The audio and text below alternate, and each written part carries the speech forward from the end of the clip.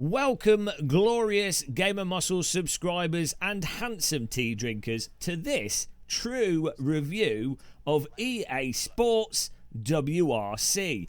In this video, I'm going to go through what's good, what's bad, and whether or not this game is worth getting. I'm going to get straight to the point. I'm not going to hold back, and at the end of it, there'll be loads of viewers crying and angry comments, but you know, people haven't got anything else better to do with their time. So let's get straight into it. First of all, is EA Sports WRC worth getting? I would say yes. For the £40 or so that it costs to get, you can play through it, you can have a fun time. It is not a bad game. I think it is worth getting. If you're a rally fan, let's face it, you don't have any choice anyway. So you probably already have Dirt Rally 1, Dirt Rally 2, and the WRC Generation by Kiloton, who previously had the license to WRC. All those other games I think are well worth having, and as I say, if you're a rally fan, you don't really have much choice. Obviously, if you're a rally fan, you already have Richard Burns Rally as well, and that is definitely worth having, and definitely worth the fiddle, because it's still pretty much the top rally game in many ways. I would say though, if you're not a mega rally fan and you're not desperate to get a new racing game right now, you're probably best off waiting maybe 2 or 3 months before buying this game. And that takes us to our first negative of this title, and that is the performance of the game, which is the biggest problem at launch. Not only do you get pretty bad frame rates even if you're on a mid-end system, but even on a relatively high-end system on PC, so in my case a 3080 Ti with a new CPU and fast RAM and everything, I use a full-on crazy system for live streaming.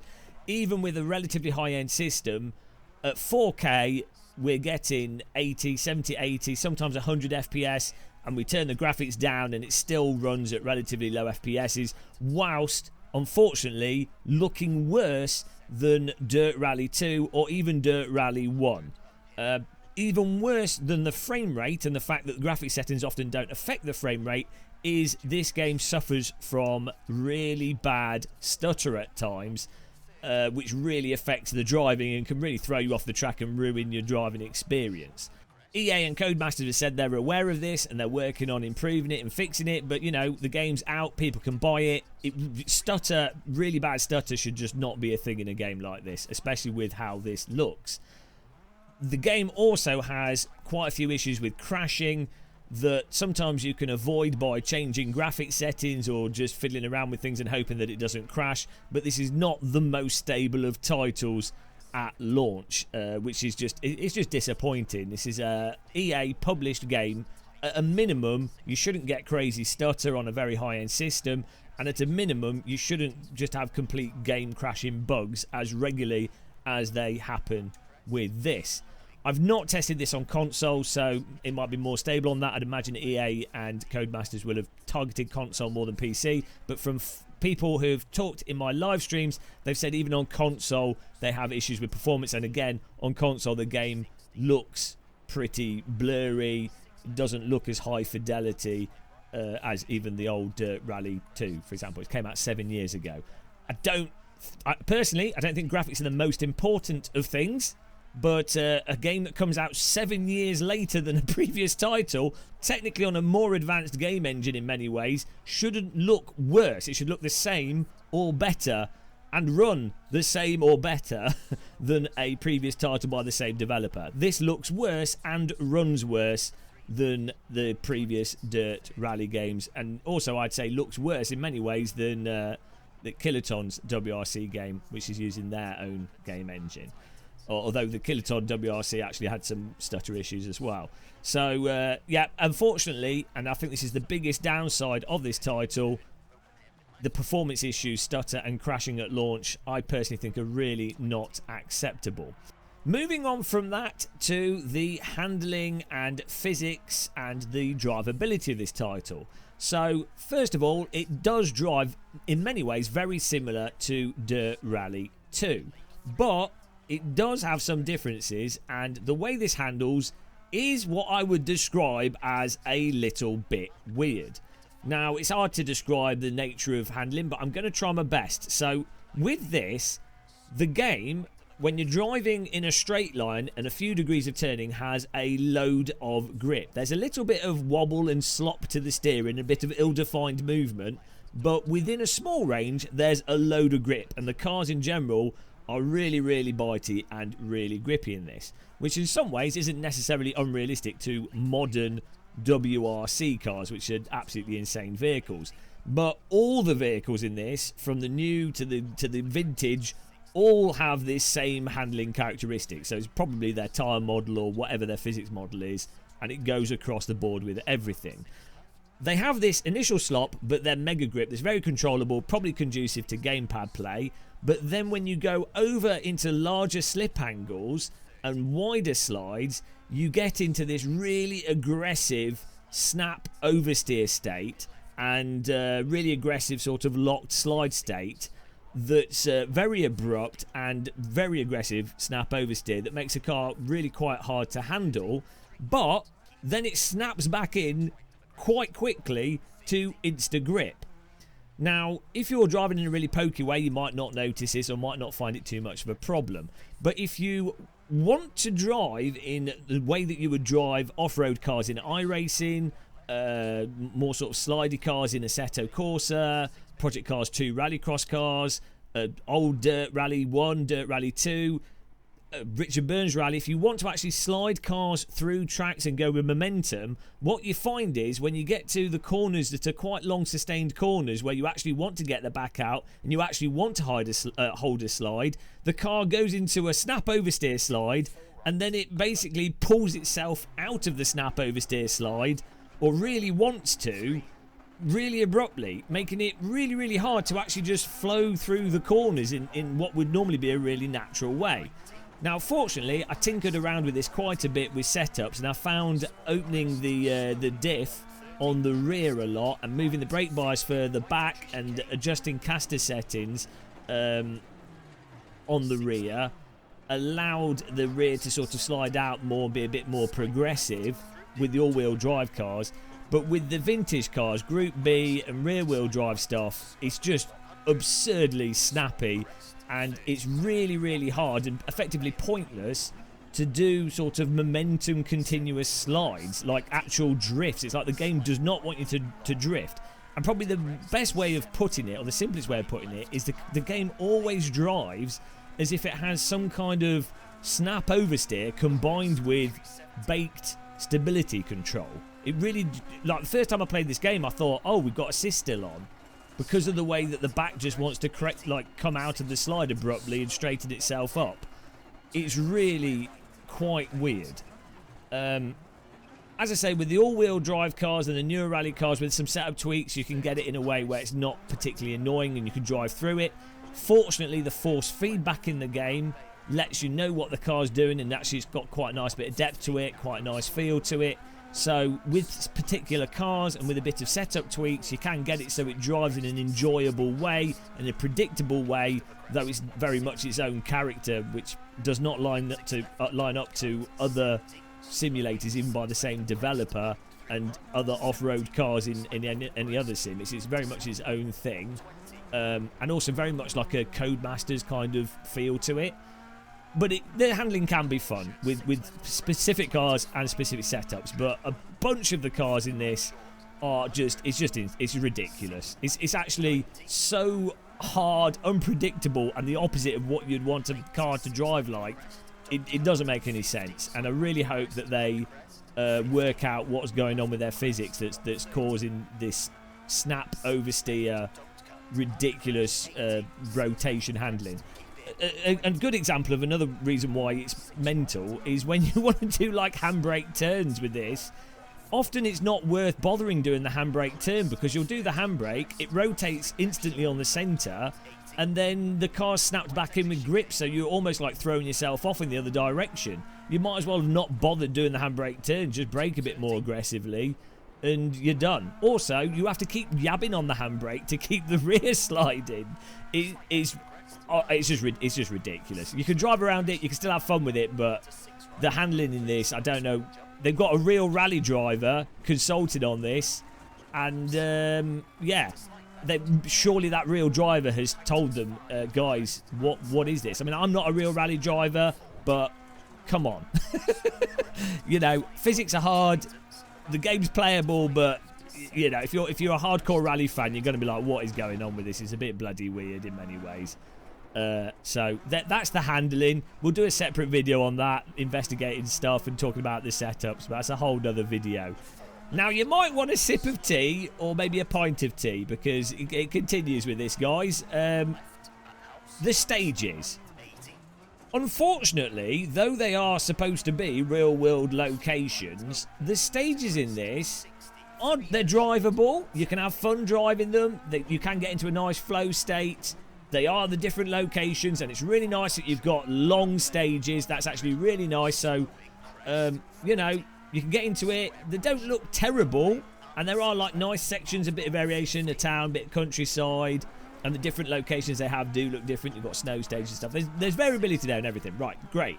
In and of itself, if this was like the only rally game that had existed, you'd be like, oh, that's quite good. Rally stage is quite fun.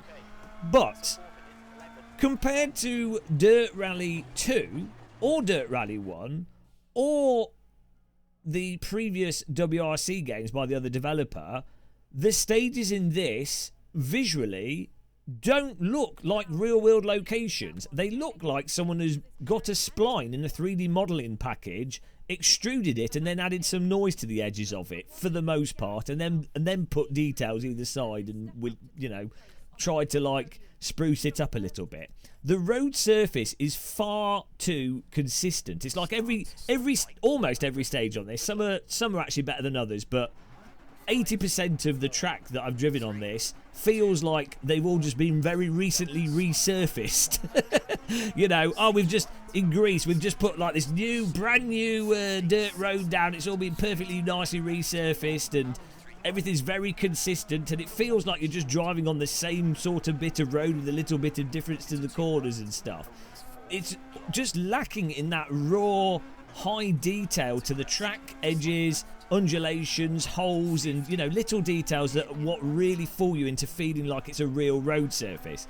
And I have to say, it's really depressing that you could play vanilla Richard Burns rally tracks, and that came out in 2004, so like 20 years ago, almost 20 years, and those tracks, from a driving experience and from a variability experience, look and feel more realistic to drive on. They're more immersive because of the variation in the road surface. It's like you've just gone walking on a real bit of dirt track. And you can definitely see that there's actually a large amount of quality difference in this.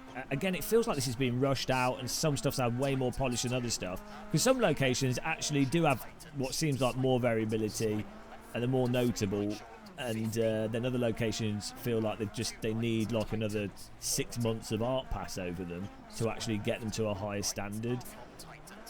So yeah, unfortunately, though I think new players to this, or less discerning players, will enjoy that and maybe not notice it so much.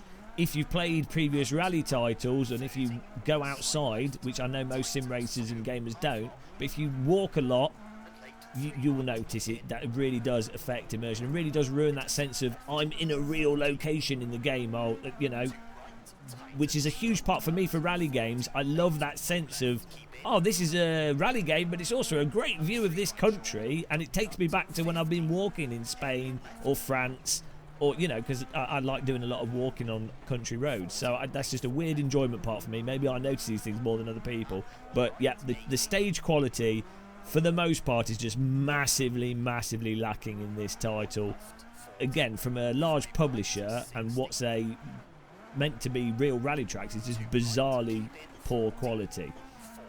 I sip my tea, and I will say a positive thing though. From a gameplay accommodation perspective, one of the things they've done quite nicely with the stage design is that they've removed sort of annoying objects for the most part at the sides of tracks, and designed it so that you can go wide in many cases and your car won't like just flip over or do something crazy. There are specific sections on tracks where they're designed to be a bit tricky, and there'll be a post there or something annoying, but they've done it in a way where it's not so high frequency that it's an irritation. And most of the time, if you are going off the road and crashing into stuff and really damaging the car, it's because you've actually driven really badly. So I get the impression that there's also been quite a bit of design in making the edges of the track and how the edges of the track affect the vehicle as accommodating as possible, so the drivers that aren't super precise, that go wide a bit, don't end up always doing barrel rolls or backflips, which you would get in other titles. You could argue that sort of casualised it a bit, and maybe they could have had some more objects for the difficulty modes and more forgiving for easy modes. But I think from accommodating wider range of players and reducing frustration, they've done a reasonable job on that component of design. Bizarrely though, wooden posts in this seem to be made out of rock solid concrete, and sometimes tiny Christmas trees are completely rock solid, whereas other stuff isn't, like hedges aren't. So it's still, they've managed to be rather inconsistent with it, but you know, it is what it is. Do you know what would be really nice in this? Again, Richard Burns Rally, 20 years old, that had cameramen and stuff running onto the track. This has nothing like that, this. The environments actually just feel so soulless. Sorry, I'm being negative again. The spectators don't even turn their heads to look at you, so it's like they're all frozen, and you're driving past, especially at the end and things, or at the start, they're just looking into the distance. They're not looking at you. It's like they're ashamed that you're driving on their rally track or something. Again, it's all stuff that feels like this game needs like another 6 months to a year of development. But yeah, credit for the edges of the track in many ways from reducing frustration, but again, it maybe reduces realism in many ways. So that's the tracks. I kind of just put them in an average category. You can get into flow, you can enjoy driving them. There are some that are okay. The longer stages are nice. That does have its own unique challenge, which has been lacking from many rally games historically. But yeah, it could be a lot better than it is. Now, you know what? You know what is a real positive? The audio in this game. Absolutely fantastic, and Codemasters have always nailed this with their racing titles, and especially the rally games. The audio is really, really good in this. The car noises especially, and that adds a huge amount to the immersion. And I think for the more people that are jumping on this and that are new to this, I think that might be what's skewing their perception of this game in many ways, and in a positive way. Just the sound of your engine, the noise of the gravel, when you're braking, when you're sliding, it's super, super immersive. The way the audio is, your door falls off, you get more audio from the left side, and you can hear the engine more, and then your right door falls off, and then you can hear both more clearly. Or, you know, this, to me, Dirt Rally 1, 2, and this now are probably some of the best examples of cracking car audio. You can crank it up. It doesn't sound obnoxious when you make it really loud. It has that really nice rounded timbre to it, that sort of trombone-y engine note, which is just so rare for racing games. So I have to say they absolutely nailed the audio. You get some nice little bird song as well on the stages, and ambient sounds as well, which are really nice. I've turned the in-game music off, but other people have said the soundtrack's quite nice. I don't really care about that kind of stuff. So audio, though, look at that. We've pulled a positive out of the bag. They have actually done a really, really good job with the audio. Also, when you damage like a tyre, get a flat tyre or damage part of the car, and you can hear that bit's damaged, which then gives you a good cue as to what's damaged, to then understand why the car's handling weird. I mean, the fact that you drove into a tree should be a good clue, but you know, having the audio as well is really nice. So absolutely fantastic job on the audio there by Codemasters. You knew the positivity couldn't last for too long, so back to the land of grey misery and despair. The single player in this game is pathetic. Now, to be clear, before those of you keyboard warriors start banging your keyboards against your forehead, because I'm pretty sure that's how you write most of your messages, the single player is something you can play through. It is structured, there's stuff to do, there's events, and there's a bit of mix of content, and you can play through it. And I'll be honest, I have quite enjoyed just playing through the single player as something to do. So I guess in a sense you could say, well done, there's some kind of single player there. But the balancing of the AI in terms of the times that they get is all over the place. You'll be absolutely destroying their times on one thing, seemingly on tracks where you probably shouldn't be, and then other times you'll be absolutely nailing it, and the AI will just be destroying you. And it's just up and down, totally inconsistent. It really doesn't make sense. When I played, again, Richard Burns Rally 20 years old, the vanilla version of that, the easier settings consistently are easier. The harder settings consistently hard. And then when you actually manage to start getting up there with the harder times and being competitive in that, you know you're really on it, and it reflects that. Whereas the difficulty setting in this doesn't seem to correlate to anything. It's just like, well, you've changed, it's on 100, but you win some, you lose others. Doesn't make any sense either way. I've kind of rested the last 10 hours we've been playing this. I stuck it on 90 difficulty. Didn't make any difference. We started on 100 and we were beating the AI by loads. And this is going through the single player with we just started with the main WRC cars, but then you do some of the special events. And you're way faster than the AI. Also the times they have for some of the sort of one-off events outside of the general single-player mode, the times to get the gold times are just far too easy. It's not an interesting challenge. It should be something that's moderately difficult, especially for someone like me. I'm weirdly probably in a good position for testing difficulty because I'm not amazing at these types of games, but I'm okay, and I'm reasonably good when I really concentrate, but I'm generally pretty average. So if I was to play a game on what you would consider medium, I should be doing reasonably okay. But if I was to play this sort of a game on a hard setting, I should be really struggling and only just managing to like pass stuff if I'm really trying, if that makes sense. But this is just all over the place. The other thing with the single player is that you have you go through like weeks and select stuff, and it's just a mess of user interface. You have some staff that you can get, and to keep them happy, you rest them and stuff. It all just seems totally superfluous. It's not really presented obviously what my goal is as a player at the start of the game, and you know how I should pick things, or what I should pick in terms of what's risky for me to do, or what would be better, or what would be worse, or for me to even anticipate it as a player. It honestly, the single player in this is like someone sat down and they've had to construct what appears to be a single player by putting overly complicated user interface and crap all over the place and busy work for the player to do, but actually there's no real single player there outside of, oh, here's an event, just do this event, just do this event. You know, it's really not well thought out. Again, it feels like they needed another year of development and maybe a little bit of creativity when it comes to games design. So you can play through the single player. I'm not saying that that you can't get enjoyment playing through it. It is satisfying when you do get a good time. It is satisfying when you're doing a stage and the difficulty happens to line up so that you feel like you have to push, or you can tone it down a bit. When it works, that's actually quite fun. But it's so all over the place that it doesn't really make any sense. So yeah, I don't think the single player really fully works unless you'll kind of just ignore the fact that it doesn't really work and you just give it a free pass, which seems to be honest, how a lot of people that have covered this game and talk about it, they seem to just be very anodyne in their criticism or critical approach of games. They just accept everything and ignore it and just go along with it, without trying to get into a game mindset of, oh, how can I maximise this, or what would be fun to try out, or what would be risky, what wouldn't be risky. It's just super dull.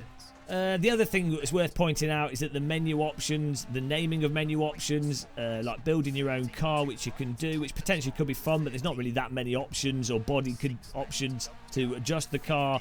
And I don't know, maybe that's really exciting for some people, but it's so minimal. And again, not really tied into the game in a particularly interesting way. It's just it's like, just give me the cars. If you're not actually going to have interesting single player there, just make it easy to automatically select the vehicle that's required and present it a couple of options, rather than having me go through the menus and guess at things. It's just a bit of a chore, a bit of a dull chore, and unfortunately, I think that is probably the best way to sum up this game in its current state, in that it's just super mediocre and kind of feeling unfinished. It's like a game that's been designed in a boardroom. That's what it feels like. The fun comes from the fact that driving or moving a 3D object through an environment quickly and trying not to crash is inherently exciting, and the handling mechanics are weird but consistent, and the force feedback is quite nice and again tells you what's going on. Basically, the remnants of Dirt Rally 1, which were done by people that clearly had passion and were probably given freedom by the management to actually make a game with a bit of soul, those remnants that have somehow managed to linger on into this title are the fun parts. But everything else is turgid and dull. That's just the reality of it. You can still have fun with it, don't get me wrong. I have enjoyed it, and I guess you could say, well, that's the only point of a game, but come on, it's 2023, EA's a huge company. They should shoot for more. It doesn't. Why does it have to be so miserable? Oh dear, it's just a little bit sad, really. That's you know, it's just a bit sad. I expect better. I think what's even more sad though is you look at players' response to this game, and they've been brainwashed by the last 8 years or so, or like 5 years of games have been so terrible, so mediocre and so corporate that a lot of people are just lapping it up. They don't realise how good Dirt Rally 1 was, Richard Burns Rally, or even many other driving games in the past.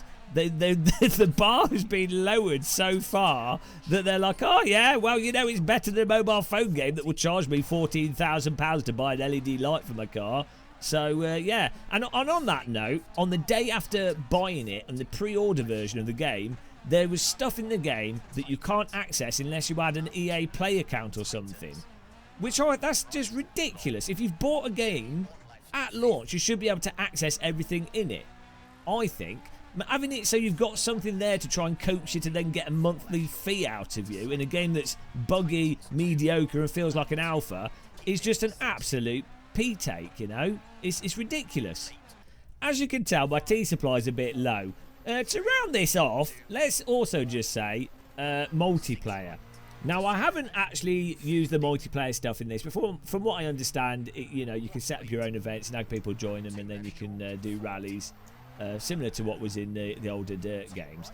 But there's no like rallycross stuff in this, or actual proper side-by-side racing you can do. Now, people say, well, you know, rallycross isn't necessarily part of rally, it doesn't need to have that. Fine, it doesn't need to have that, but that was a really nice thing to have in Dirt Rally 1 and Dirt Rally 2, and really offered a lot more to the game, even if you didn't use it that much. That's a really, really nice, cool thing to have. To then strip that out of this, and then have the least inspired, bog-standard multiplayer rally stage system, you know, it's just, again, it's like, why does it have to be so dull? Why is there no creativity in this? Why not something slightly different, a bit, you know, a bit fun? I could think of loads of different ways that you could present multiplayer or have like fun modes that would just be interesting, but you know, it is what it is, guys. And really, that's about it for this review. I mean, those are the main things that really stand out, or in many ways don't stand out about this title. I will do individual videos covering some components and ways to set stuff up for those people that you know, actually are going to play it and maybe want the cars to be a bit easier to drive and not chronically understeer on the late part of corners. But I can see myself playing this a reasonable amount. I'm playing through the single player. It's quite fun to play whilst live streaming and chatting. I'm not sure what the longevity of this will be. I could see if Codemasters at EA do a lot of work to this and then add more stages to it, polish up the tracks more. You know, I could see it being it's a perfectly serviceable rally game. Again, it's not bad apart from those technical issues. It's just, apart from sometimes when you're driving and you're in the zone and just getting into it, which is what you get into with pretty much any rally game. But apart from that, it's just dull and mediocre. It's just so average. It really is like the definition of a 5 out of 10 game for the most part. So yeah, hopefully you enjoyed this true review. If you got this far in it, you really need to go outside, because you shouldn't be watching YouTube videos for this long. I'm crying for you. You owe yourself more self-respect. But thank you for watching this and increasing the metrics and helping my channel. I do really appreciate everyone that's supported us and watching our live streams as well. You know, we're on Twitch and YouTube. It just descends into us ranting for the most part, but why not? But yeah, till the next one, guys. Thank you very much for watching this. Happy tea drinking. Take care and goodbye.